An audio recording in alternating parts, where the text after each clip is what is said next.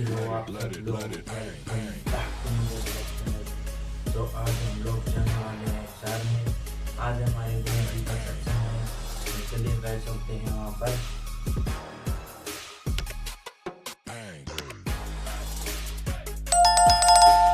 तो गाइस हम लोग हम जा रहे हैं, तो चलिए गए चलते हैं।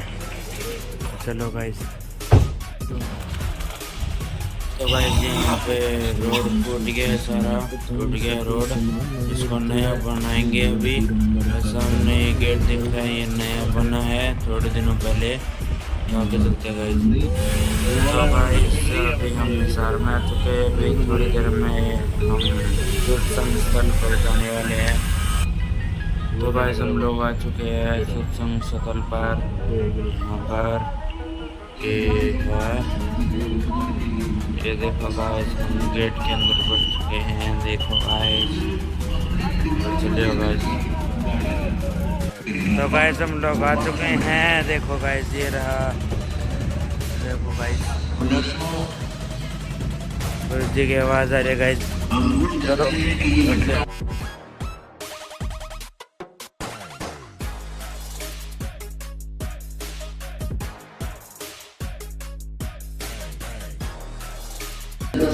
भक्ति और बर्बाद होगी, तो इस चीजों में पानी पीना पड़ेगा, दर्द पीना पड़ेगा भाई। हिम्मत रखो और एक दिन परमात्मा से कृपा करेगा, यह चीजों को हो जाएगी, क्योंकि परमात्मा के नाम से सब दुख दूर हो गए। कभी 5 पैर धन दे गया और 3 पैर गया सोए। 8 पैर 24 घंटे को 8 पैर में पहले 8 पैर होती। तो परमात्मा कभी ये बताना चाहते हैं कि 3 पैर कर्तन धंधा करा 15 घंटे, यानी 1 दिन रात को पूरा कर दिया, और 1 पैर हरिना बजा 3 घंटे भी भगवान को नहीं दिए तुमने। 5 पैर धन दे गया, 3 पैर सोए, 1 पैर हरिना जपो, मुक्ति कहाँ से हुई। यानी टोटल 3 घंटे परमात्मा ने बताया कि पूरे 24 घंटे में 3 घंटे आप भगवान के भजन में अवश्य लगाओ। और उनका ये नहीं है स्पेशल एक जगह बैठ के लगा लो, बहुत से होता अपने पास। जैसे आप दिन की मजदूरी के लिए जाते हो, घर से वहां तक घंटा 1 लगा है, बस वहां पर उसको इतना पाप होता है। अच्छा, फिर उस पर पुण्य भी होता है, क्योंकि उस खेत में गेहूं बो दिए, बाजरा बो दिया, चने बो दिए, ज्वार बो दी, तो उससे ऑटोमेटिकली कुछ बीज झटकर जमीन में गिर जाता है, उसको जीव जंतु खाते हैं, तो वो उसके गुड अकाउंट में और पाप बैड अकाउंट में इंडिया के न्याय में डिपॉजिट होते रहते हैं। जैसे परमात्मा ने धर्मदास जी को बताया था, कबीर परमेश्वर जी ने, कि धर्मदास जी कह रहे थे कि हम कोई जीव हिंसा नहीं करते क्योंकि हम मांस नहीं खाते। और कबीर परमेश्वर जी एक मुसलमान की वेशभूषा में, जिंदा महात्मा की वेशभूषा में विराजमान थे। तो धर्मदास जी ने टोंट कसया था कि हम हिंदू हैं, हम मुसलमानों की तरह जीव हिंसा नहीं करते, मांस नहीं खाते, जीवों को मारते नहीं। तो परमेश्वर ने कहा था, वो तो अच्छी बात है कि आप जैसे गाय बैल बकरे भेड़ नहीं मारते, लेकिन और भी पाप बहुत होते हैं आपसे। पृथ्वी के ऊपर पग जो धारे हैं, करोड़ जीव एक दिन में मारे। जो पृथ्वी पर आप काम वसदारे हो, तो 1 करोड़ जीवों को डेली मार कर विश्राम लेते हो, अपने पेट के लिए, रोजगार के लिए जो लगाते हो।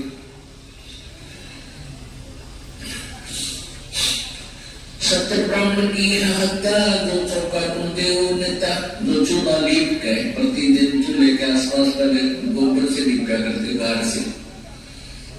ये इतना क्षेत्र में जो तुम लिपाई करते हो, तो इतना पाप आपको सत्य ब्राह्मण मार्गी, ब्राह्मण माने भक्त। वैसे तो किसी भी जीव हिंसा करते हैं, किसी मनुष्य की हत्या करते हैं तो महापाप है, लेकिन भगत की हत्या करना और घोर पाप है। अब जैसे पोचा मारते हो आप जी, प्रतिदिन उसके अंदर फिनाइल से लगाया जाता है, वो किसी नाश कर दिए जाए, कीटाणु मरे जो हानिकारक होते हैं। तो वो जब तक आप सदगुरु कबीर परमेश्वर जी की सत साधना पूरे संत से लेकर नहीं करते, नकली संतों से नहीं, जिनके पास सोचा नाम हो जो दास देता है, तो तब तक आपके दोनों ही पुण्य और पाप भिन्न भिन्न लिखे जाएंगे और वही आपको भोगने पड़ेंगे। फिर सारे के सारे पुण्य भी मिलेंगे। जैसे हाली का उदाहरण दिया कि उसने तो एक अलाई में इतने जीव मार दिए कि 1000 कसाईयों जितना पाप हो गया। फिर उसके द्वारा बीजी की खेती से कुछ ऐसे दाने नीचे गिरे ऑटोमेटिकली, वो जीवों ने खाए, वो पुण्य हो गया। तो वो पुण्य और वो पाप अलग अलग लिख दिए, पुण्य छोड़े पाप गड़े। तो ऐसे ही आप पोछा लगाते हो या अपने काम बस जाते हो तो सभी आपके पैरों के नीचे प्राणी मरते हैं और ऐसे जीव हैं जो हमें दिखाई भी नहीं देते, हवा में है वो भी मारे जाते हैं। आप मोटरसाइकिल पर जा रहे हो, आप देखोगे आपका कपड़ा मैला हो जाता है, हवा में उड़ रहे ऐसे जीवों के द्वारा उनकी मृत्यु आपकी छाती पर, मुंह पर सब लग लिख कर बनाई है। पंखा चलाते हैं, पंखे में भी जीव मर रहे हैं।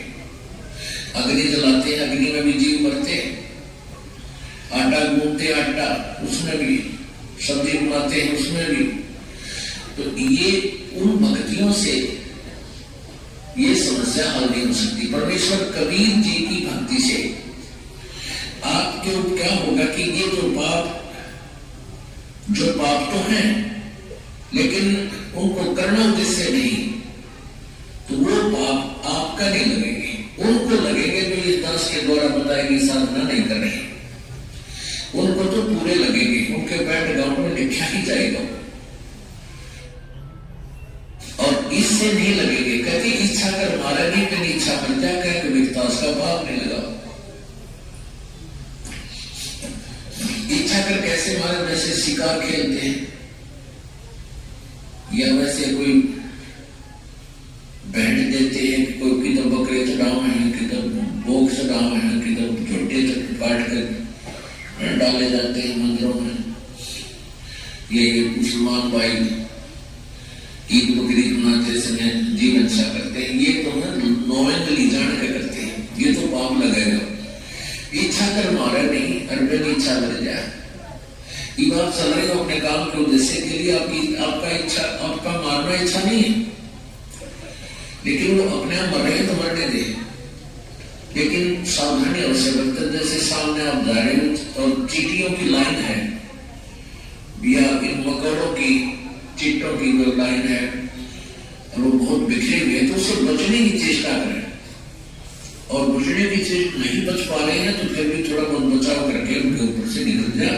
फिर भी कोई करता है तो आपको दोष नहीं। तो परमात्मा की भक्ति से क्या होगा कि आप जी के जो प्रतिदिन आपसे जो अनजाने में पाप हो रहे हैं, वो इन जाप करने से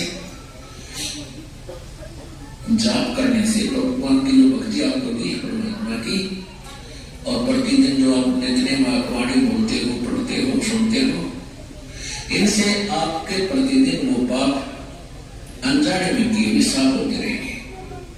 जैसे आप कपड़ा पहनते हो, कपड़ा प्रतिदिन मैला होता है, उसको साबुन और जल से धो लेते हो तो स्वच्छ हो जाता है। ऐसे ही आप जी का जो प्रतिदिन किए हुए नित्य, प्रतिदिन किए हुए मंत्र भक्ति के, ये आपके ऊपर अनजाने में हुए पापों को डेली साफ कर देता है। फिर शेष रहे आपके संचित कर्म जो पहले जन्मांतर के आपके ढेर लगे हुए, तो परमेश्वर की सत भक्ति से, सतनाम से वो सभी नष्ट हो जाएंगे, वो फूक दिए जाएंगे, जला दिए जाएंगे, नाश कर दिए जाएंगे। उनको इतने सारे लाभ देता है, तो क्या संत रामपाल जी महाराज जी से नामदेव से रहने के बाद आपको और कोई भी लाभ मिला इस तरह का? जी हाँ सर, मुझे इसके अलावा कई लाभ मिले। भगत जी, एक लाभ ये भी मिला कि हमारे एक समय में बारिश की वजह से कम अनाज हुआ था, तो सिर्फ वो 6 महीने का अनाज था। तो मेरी मम्मी पापा बहुत ज्यादा चिंता में रहते थे, हालांकि वो हमें बताते नहीं थे। जब वो 6 महीने का ही राशन हुआ था।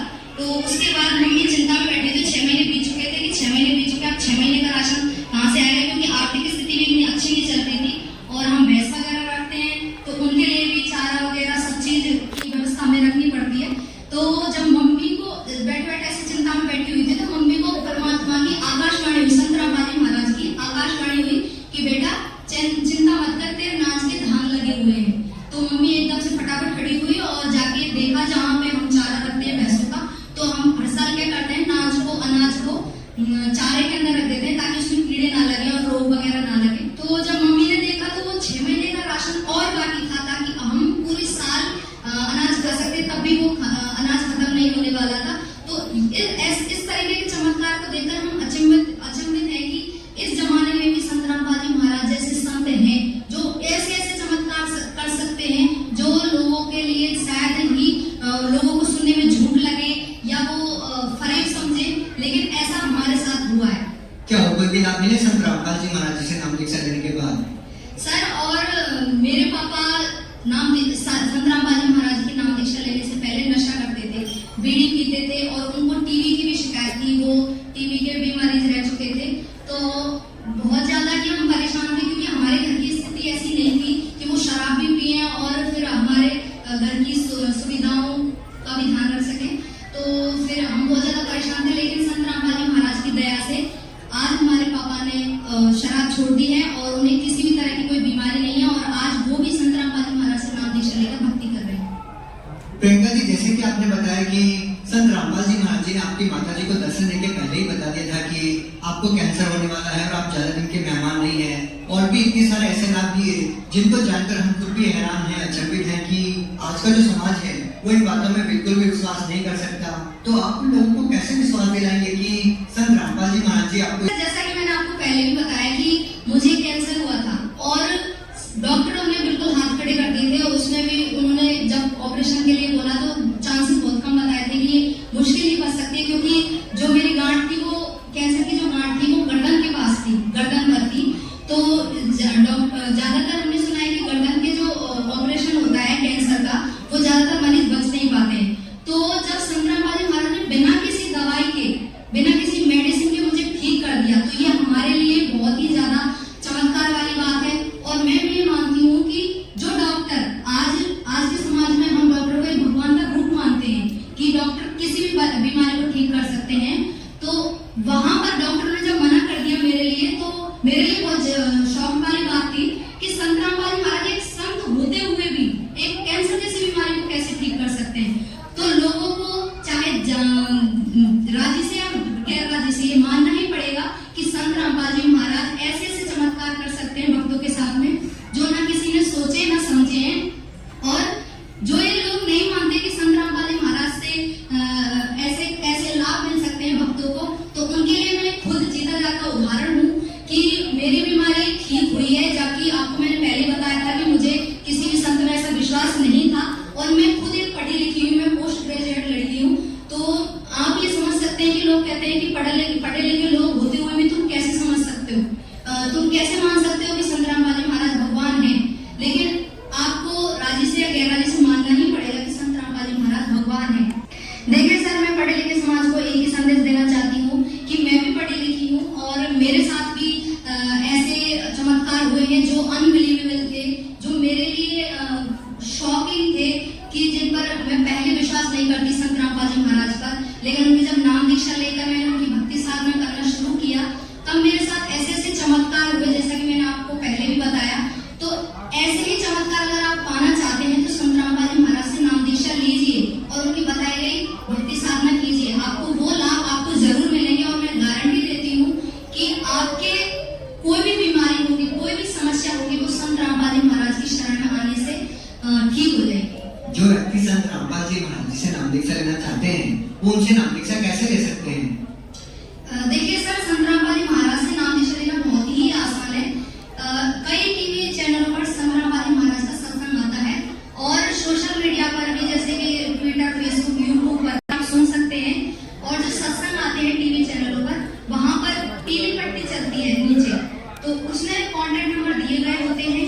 वो कॉन्टेक्ट नंबर पर आप कॉन्टेक्ट करके अपने नजदीकी सेंटर पर जाकर नाम दीक्षा ले सकते हैं।